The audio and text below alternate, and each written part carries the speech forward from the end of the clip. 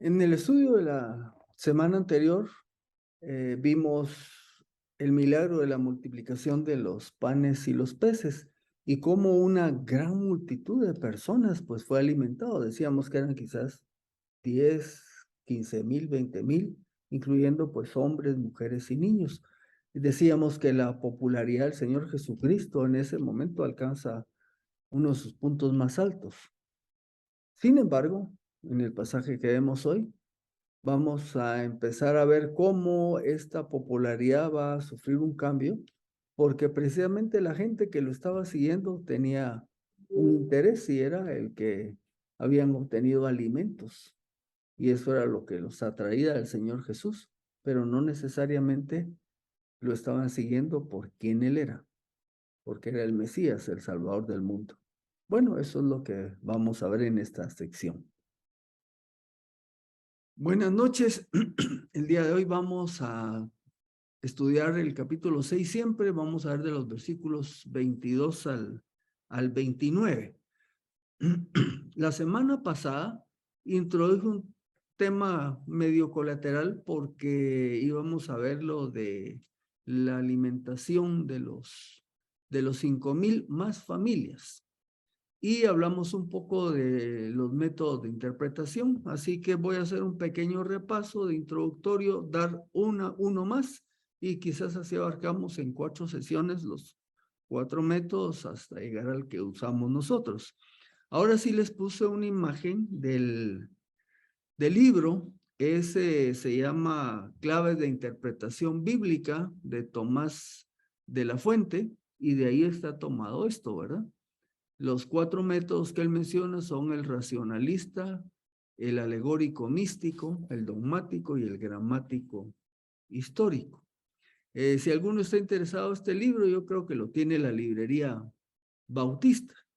Para no echarse el colazo por gusto, llama por teléfono y pregunta primero, ¿verdad?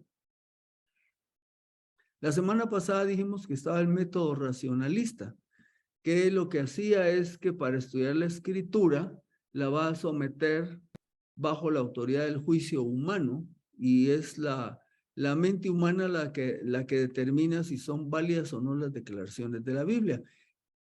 Anoto ahí en un color lila que este método presupone que lo sobrenatural no existe, pero ahí está precisamente su debilidad, porque ahí en el pie de página con el asterisco anoto, este método pretende ser científico, pero con esta presuposición de que lo natural no existe, está negando esa pretensión de ser científico.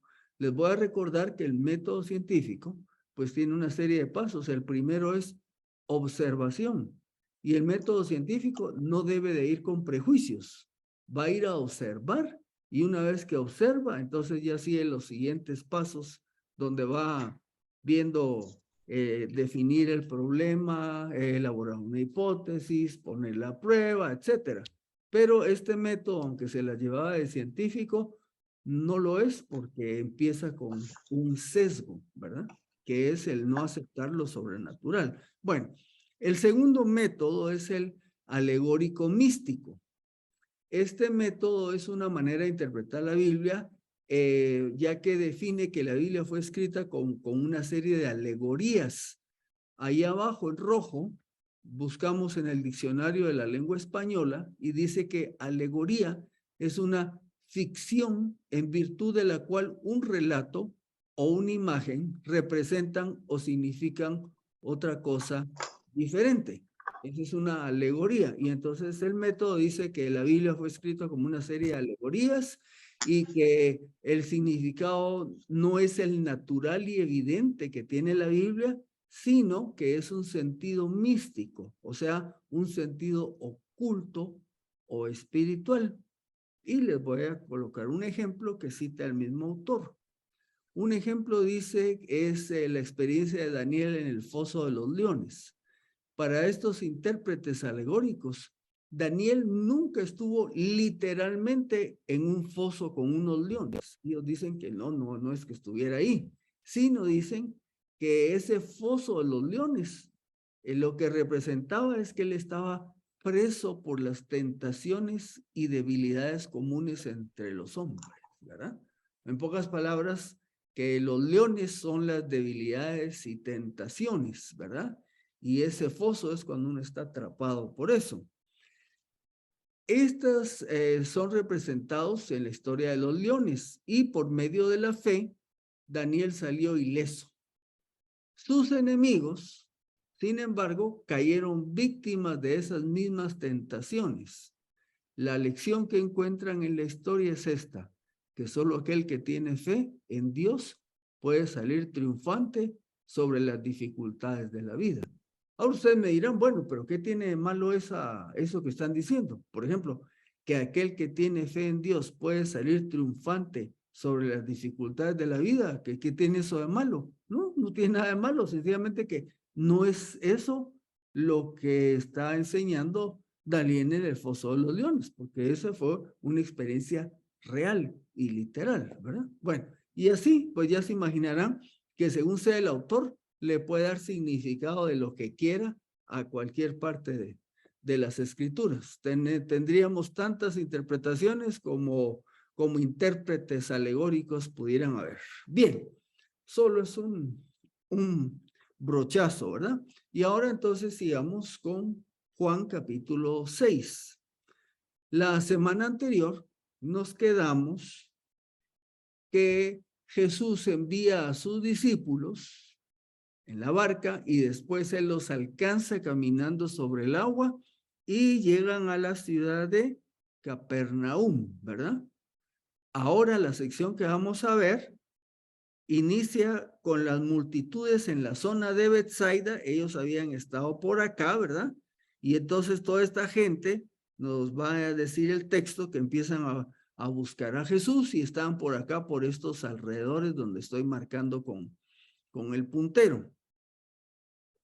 Al día siguiente, dice el texto, la multitud que había estado al otro lado del mar se dio cuenta de que no había habido allí sino una sola barca y que Jesús no había entrado en la barca con sus discípulos, sino que ellos se habían ido solos. O sea que estos se fijaron cabal, el relato que nos dio, ¿verdad? Que Jesús envía a los discípulos en la barca, pero Jesús no entra, él se retira. El relato nos dice que se fue al monte a orar. Y ellos, pues cuando llegan buscando, dicen, bueno, solo había una barca y en esa barca se fueron los discípulos, pero el maestro no se fue en ella. Bueno, dice que es al día siguiente de cuando fue la alimentación de toda esa multitud de personas. Eso quiere decir que pasaron la noche en el lugar. Si usted se recuerda, estábamos hablando que podían ser de 10 a 20,000 personas, tomando en cuenta las mujeres y los niños. Yo hago una pregunta ahí. Bueno, eso de quedarse en el campo, se recuerda que decía que había hierba alta y todo en el texto, ¿verdad?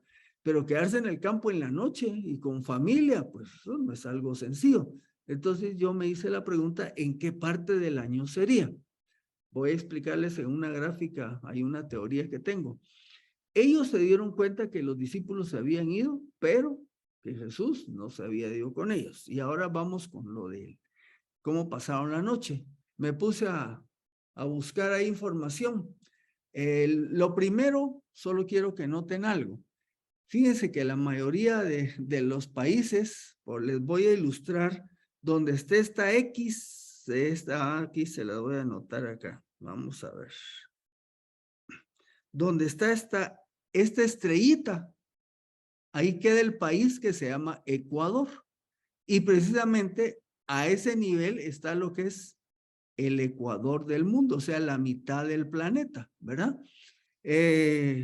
Aquí en Ecuador hay un lugar en el que uno puede ir cerca de la capital, que es Quito, que le llaman el centro del mundo. Hay un monumento y se supone que ese monumento casa cabal con el Ecuador. Bueno, resulta que todo lo que quede al norte, pues va a llevar la letra N, y todo lo que quede al sur va a llevar la letra sur cuando se identifica la latitud.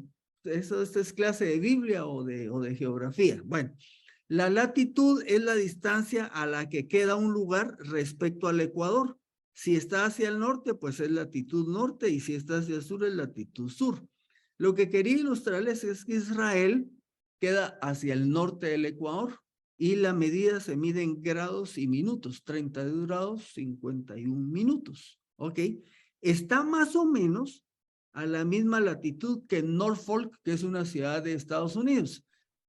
Lo que quiero ilustrar es que esos lugares, por estar al norte, obviamente cuando es época de frío, que eso van a ser los meses desde octubre hasta como por marzo, y más frío sería diciembre y enero. Algunos de estos lugares alcanzan temperaturas, estuve averiguando, allá en Israel pueden llegar a estar 2 grados, 1 grado y a veces un poquito bajo cero. Así que mi deducción, ahí solo para no quedarnos lejos, puse Guatemala. Guatemala estamos 15 grados norte, o sea, todavía Guatemala está un poquito al norte del Ecuador, pero tenemos un clima bendecido.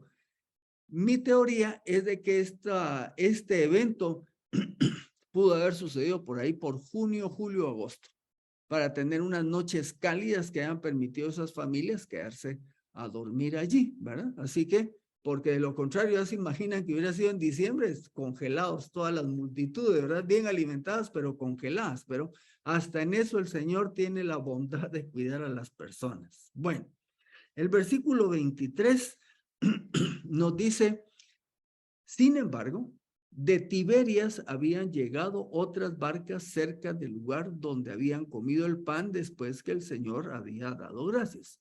Ya en un estudio anterior mencionamos que la ciudad de Tiberias, que queda en la parte occidental del mar de Galilea, había sido fundada por Herodes Antipas. Y ese lago hasta había tomado el nombre del lago de Tiberíades por la ciudad de Tiberias, que la había nombrado en honor del emperador Tiberio, ¿verdad? Entonces, aquí aparece que desde esa ciudad salieron otras barcas. Aquí les enseño en el mapa. La ciudad de Tiberias o Tiberíades, como parece, está en esta zona. Quiere decir que entonces estas barquitas se fueron por este sector para llegar acá y llegar a Betsaida. Juan, en este versículo, nos está explicando el origen del medio de transporte que van a usar algunos de los que están de este lado para después ir a buscar a Jesús a la ciudad de Capernaum. Ahora, uno se puede preguntar, ¿Jesús escogió ir a ese lugar? Cuando se fue con sus discípulos, cuando empezamos a ver el texto, dice que buscó un lugar alejado, y esa zona donde estoy aquí señalando, la zona de Betsaida, no tenía muchas ciudades ni era muy poblado, y ellos se fueron un poquito más arriba por la meseta para estar solos, pero la gente los siguió, ¿verdad? O sea que no era un lugar donde había un gran tránsito de medios de transporte lacustre. Y entonces, ¿qué es lo que estoy elucubrando? Elucubrar es imaginar sin mucho fundamento. A mí me late que la noticia de que Jesús andaba por ahí se corrió y obviamente llegó hasta esta zona y hubo gente que pues se fue en las lanchitas en ese proceso de querer ver al Señor Jesús. Por supuesto que cuando llegan ya no estaba el Señor Jesús, ya había pasado el milagro de los panes. Pero el que Juan anote esto es porque ya vamos a entender cómo es que habían unas lanchitas disponibles para continuar el viaje. Dice el versículo 24. Entonces, cuando la multitud vio que Jesús no estaba allí, ni tampoco sus discípulos, ellos entraron en las barcas. ¿Cuáles barcas? Las que llegaron desde Tiberias, ¿verdad? Y fueron a Capernaum buscando a Jesús. Ahora, si ustedes se ponen a pensar que habían de 10 a 20,000 personas, por supuesto, no todos fueron los que se subieron en las barcas. Yo me puse a hacer números. Si un avión tamaño promedio le caben 180 pasajeros, ya se imaginan cuántos aviones se necesitarían para movilizar, póngale 18,000 personas, ¿verdad? 10 aviones, 1,800, 100 aviones. Entonces, obviamente, y a las barquitas estas no les iban a caber no sé, tal vez 12, 15 gentes, ¿verdad? Así que lo que quiero aclarar es que no toda la gente que estaba ahí, que comió el pan, se movilizó. O algunos, quizás los líderes o los estos que andaban queriendo armar que Jesús fuera rey. Entonces estos toman la barca y se van. Dice que se fueron a la ciudad de Capernaum buscando a Jesús. Y uno se podría preguntar, bueno, pero si habían otras ciudades, ¿por qué escogieron Capernaum? Si al fin y al cabo ellos no sabían para dónde se habían ido. Bueno, cuando se percatan que Jesús no estaba allí y que no tendrían desayuno gratis, ¿verdad? Deciden ir a buscarlo a la ciudad, y anoto ahí, ciudad sede del Señor. ¿Por qué le damos ciudad sede del Señor? Porque Mateo nos relata el traslado de residencia. Ustedes se recuerdan que el Señor Jesús vivía en Nazaret, pero allá en el 4:13, Mateo anota, saliendo de Nazaret, fue a vivir a Capernaum, que está junto al mar en la región de Zabulón y Neftalí. Entonces, de alguna manera, pues era conocido que el centro donde se movía Jesús a distintos lugares partía de Capernaum. Así que hacia allí se va esta gente que lo anda buscando. Y llegamos entonces al versículo 25. Dice, cuando lo hallaron al otro lado del mar, recuérdense que estaban en el lado este y ahora viajaron al lado oeste, o sea, en dirección hacia el mar Mediterráneo, en la parte norte siempre del lago, ¿verdad? Cuando llegaron al otro lado del mar, le preguntaron, Rabí, ¿cuándo llegaste acá, verdad?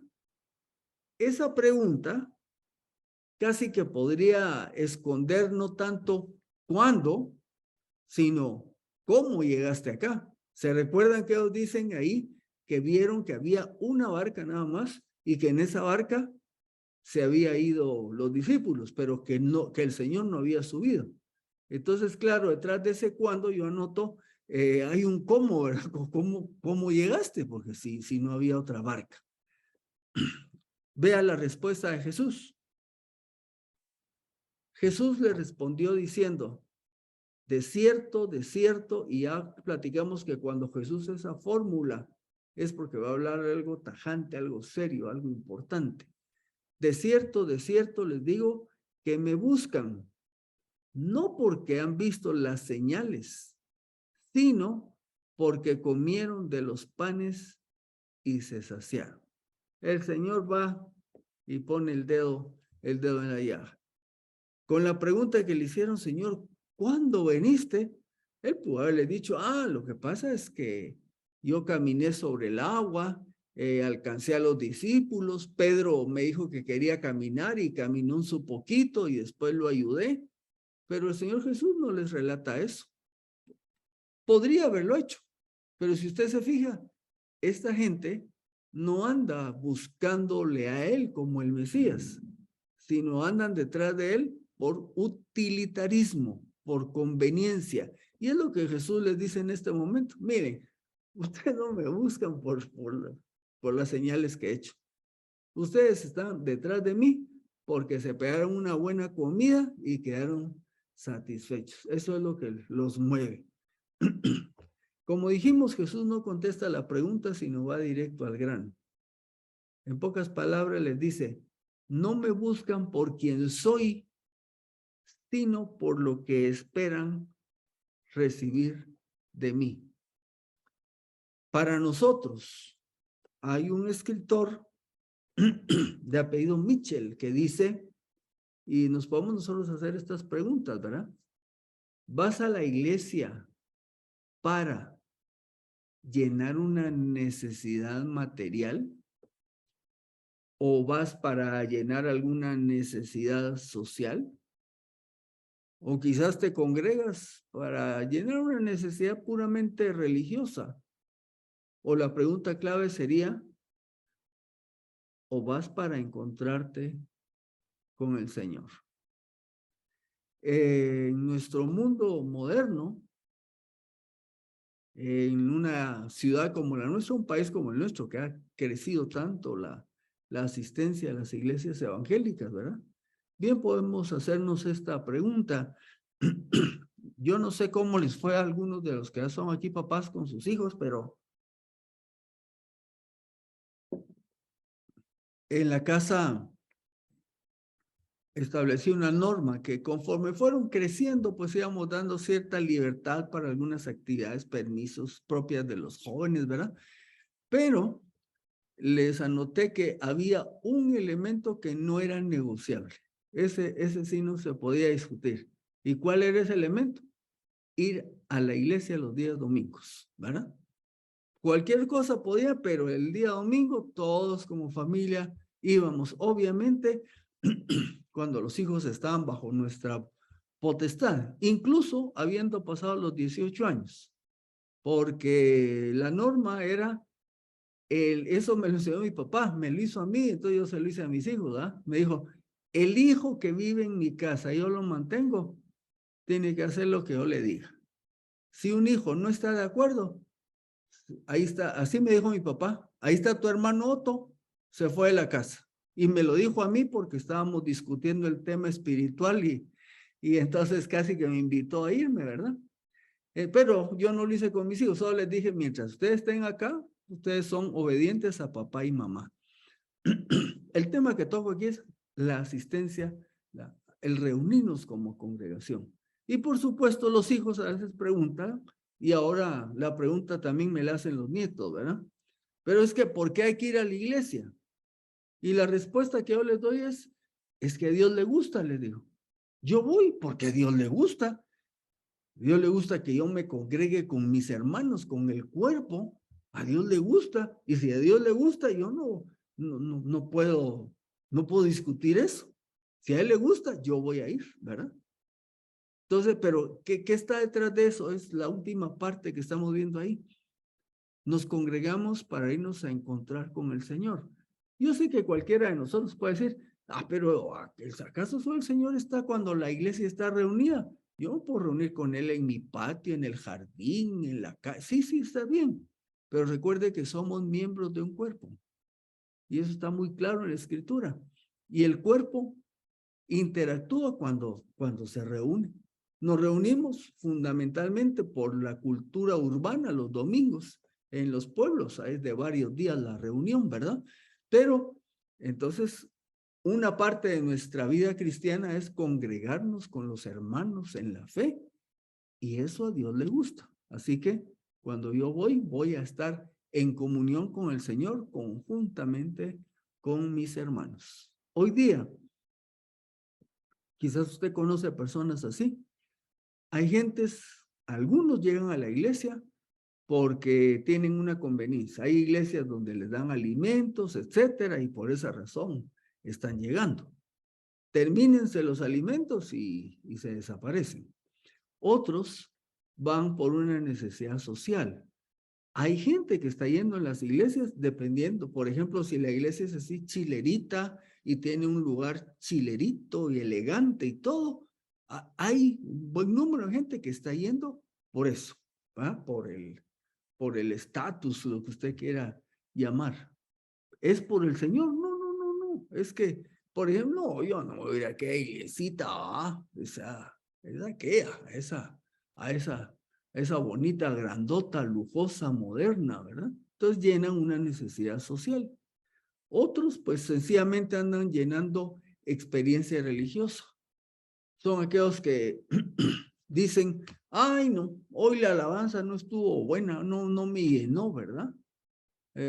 Como que estuviera el tiempo de alabanza para satisfacer su necesidad emocional religiosa, ¿verdad? Ay, no, el mensaje, no sé qué, bueno, y solo que andan viendo dónde se emocionan, ¿no? Esto es para ilustrar lo que andaban haciendo estos fulanos ahí con el Señor Jesús. Comieron y se saciaron, o sea, mientras había comida y estaban satisfechos, andaban detrás del Señor Jesús. Pero no lo vamos a ver hoy en el siguiente estudio. Vamos a ver qué fue pasando con esta gente que por eso andaba detrás de él. Para nosotros es, ¿por qué me congrego? ¿Por qué estoy detrás del Señor? ¿Verdad? Lo veo como un proveedor o lo veo como mi Señor y Salvador.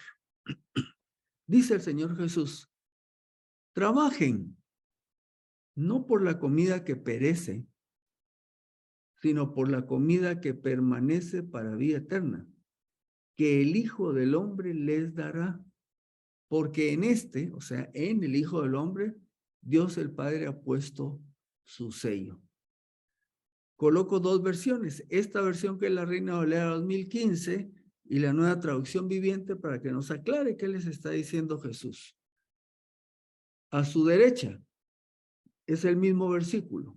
Anoto ahí en azul la palabra trabajen. Es una palabra que viene de la palabra obrar, ¿verdad?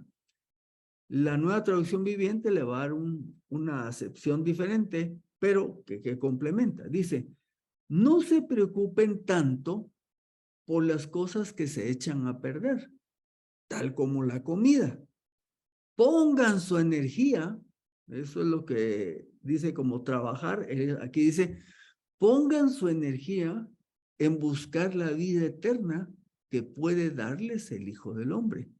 Pues Dios Padre me ha dado su sello de aprobación. Si alguien podría hablar en el nombre del Padre, si alguien podía hacer las cosas como de parte del Padre, era Jesús, porque dice, tenía su sello de aprobación. El mensaje de Jesús es claro. Hay una vida física, claro, una vida física que hay que atender. Tenemos necesidades de alimento, de vestido, etcétera. Y sí, está bien, tiene su papel. Sin embargo, hay una vida espiritual. Y esta tiene que ser la prioridad número uno para cualquier ser humano.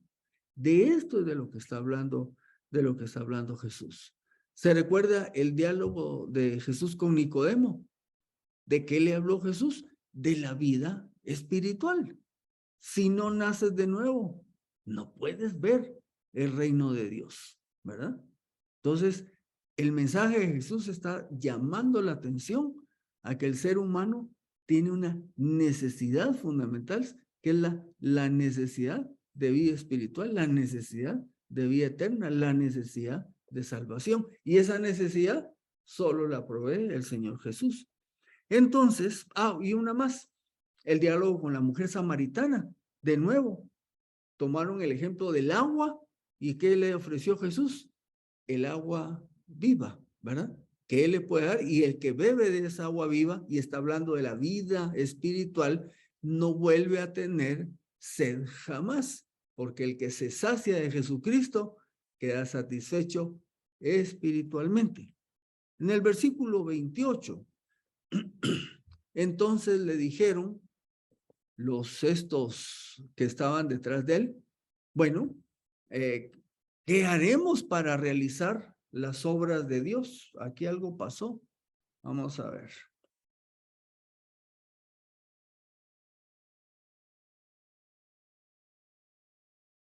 Ahí estamos. Dice, ¿qué haremos para realizar las obras de Dios? Como que todavía no logran captar lo que les está diciendo el Señor Jesús, ¿verdad? Pero entendamos algo. Los judíos habían sido enseñados que la salvación se obtenía por medio de obras, tanto las de la ley como el otro montón de obras que ellos mismos habían desarrollado e inventado en el judaísmo. Así que, como dice el dicho, el martillo a todo le ve forma de clavo. Así que cuando Jesús les dice, obren, ¿verdad? Para buscar esta vida eterna, ellos están con el concepto de buenas obras para ganar la salvación, ¿verdad? Siguen pensando en esos términos de que ellos tienen que hacer algo para ganarse la salvación. Vengámonos a nuestro tiempo. Nuestra sociedad no es tan diferente de la judía de aquel entonces. Se nos ha enseñado que todo lo que queramos lograr nos lo tenemos que ganar por medio de nuestro esfuerzo propio. Hay una escritora de esta página de Mejor con Salud, Valeria Sabater, dice, más aún, si alguien triunfa laboral o personalmente en un ámbito determinado, se debe en realidad a muchas noches en vela al esfuerzo cotidiano, a los sacrificios y a esa batalla constante donde no cabe la rendición. ¿Qué está diciendo esta mujer? Si tú vas a lograr en la vida, lo vas a lograr por tu propio esfuerzo. Y eso es lo que nos han enseñado. Así trabajamos. ¿Querés lograr algo? Esforzate, ganátelo, trabajalo. Esos son los valores de nuestra sociedad. Cambiándome a otro ámbito, dice aquí, entre los economistas se ha vuelto casi un axioma, o sea, una verdad no discutible, decir que en la economía no hay tal cosa como un almuerzo gratis. Eso viene del inglés, que dice, there is no free lunch, ¿verdad? Y tiene un significado. ¿Qué quiere decir? Que cualquier beneficio que se reciba siempre tiene un costo asociado. Así lo paguen otros. Al principio el uso de este aforismo tuvo una connotación muy neoliberal, pues Milton Friedman lo enseñaba en Chicago y lo popularizó para criticar a los servicios y los subsidios públicos, mostrando que no eran gratuitos, sino que alguien tenía que pagarlos con impuestos. De nuevo, no hay nada gratis, hay un costo, pero en la sociedad lo que quieras lograr, te los tienes que ganar. Entonces, cuando nosotros compartimos el evangelio y le decimos a la gente, solo tienes que creer en Jesucristo, a la gente le cuesta. No, ¿por qué? Porque le han enseñado que tiene que hacer buenas obras para ganarse la salvación. Y con incertidumbre, porque usted cuando habla con alguien que cree que la salvación, que sí, está bien Jesucristo, pero hay que hacer buenas obras. Pregúntele si está seguro que sus buenas obras califican para ser salvo. La mayoría de las personas no están seguras, tienen la buena intención, pero no están seguras de que hayan logrado atinarle al Señor. Ahora vamos a ver entonces de palabras del Señor Jesús, ¿cuál es la obra? Si es que hay una obra que se puede hacer, ¿verdad? Que el ser humano tiene que realizar para estar bien con Dios. Y es lo que nos va a dar nuestro último versículo del texto, aunque vamos a ampliarlo con otros más. En el versículo 29, ¿qué obra tenemos que hacer? Dicen los judíos. Respondió Jesús y les dijo, esta es la obra de Dios. Puchica, todos aquellos que es saber, que crean en aquel que Él ha enviado. En pocas palabras, ¿cuál es la obra que tienen que hacer? Creer en mí. Y cuando es creer en Jesús, creer que Él es el Mesías, que Él es Dios, que Él es el Salvador. Eso era todo. Nosotros que somos creyentes, pues sí, no nos cuesta, ya creímos, entendemos, pero la gente que viene de un contexto de que se lo tienen que ganar todo, esto es un paso duro. Voy a terminar con unos pasajes que apoyan esto que el mismo Señor dijo. Esta verdad es un enunciado sencillo, pero arrollador. El ser humano está acostumbrado a salir adelante por su propio esfuerzo. Le es inconcebible la simpleza de un sencillo creer. Juan 1:12. Pero todos los que le recibieron, a los que creen en su nombre, les dio derecho de ser hechos hijos de Dios. ¿Qué obras hicieron? Nada, solo creer. Juan 3:16. Porque de tal manera amó Dios al mundo que ha dado su Hijo unigénito. ¿Para qué? Para que todo aquel que en él cree no se pierda, mas tenga vida eterna. No hay que hacer nada, solo creer. Juan 3:36. El que cree en el Hijo tiene vida eterna, pero el que desobedece al Hijo no verá la vida, sino que la ira de Dios permanece sobre él. Juan 5:24. De cierto les digo, que el que oye mi palabra y cree al que me envió, tiene vida eterna. El tal no viene a condenación, sino que ha pasado de muerte a vida. Juan 6:47. De cierto les digo, el que cree tiene vida eterna. Y terminamos con unos pasajes de las epístolas. Tito 3:5. Él nos salvó no por las obras de justicia que nosotros hubiéramos hecho, sino según su misericordia, por medio del lavamiento, de la regeneración y de la renovación del Espíritu Santo. Romanos 3:20. porque por las obras de la ley nadie será justificado delante de él, pues por medio de la ley viene el reconocimiento del pecado. Gálatas 2:16. Pero sabiendo que ningún hombre es justificado por las obras de la ley, sino por medio de la fe en Jesucristo, hemos creído nosotros también en Cristo Jesús, para que seamos justificados por la fe en Cristo y no por las obras de la ley, porque las obras de la ley, ¿por qué? Por las obras de la ley, nadie será justificado. Y terminamos con el versículo 29 que ya leímos. Respondió Jesús y les dijo, esta es la obra de Dios, que crean en aquel que Él ha enviado. Y es lo que le tenemos que decir a las demás personas. ¿Qué hay que hacer? Creer en Jesucristo. Punto. Y con esto entonces terminamos el día de hoy. Cuando los que salen a buscar a Jesús de la zona este del Mar de Galilea van a la zona oeste, a la ciudad de Capernaum, lo encuentran y le preguntan, ¿cuándo llegaste? Y él les contesta de una manera franca, me buscan porque les di de comer, no tanto por las señales que hice. Y entonces les expresa que lo que ellos tienen que hacer es poner empeño en buscar las cosas que son espirituales. Está hablando del tema de la vida eterna.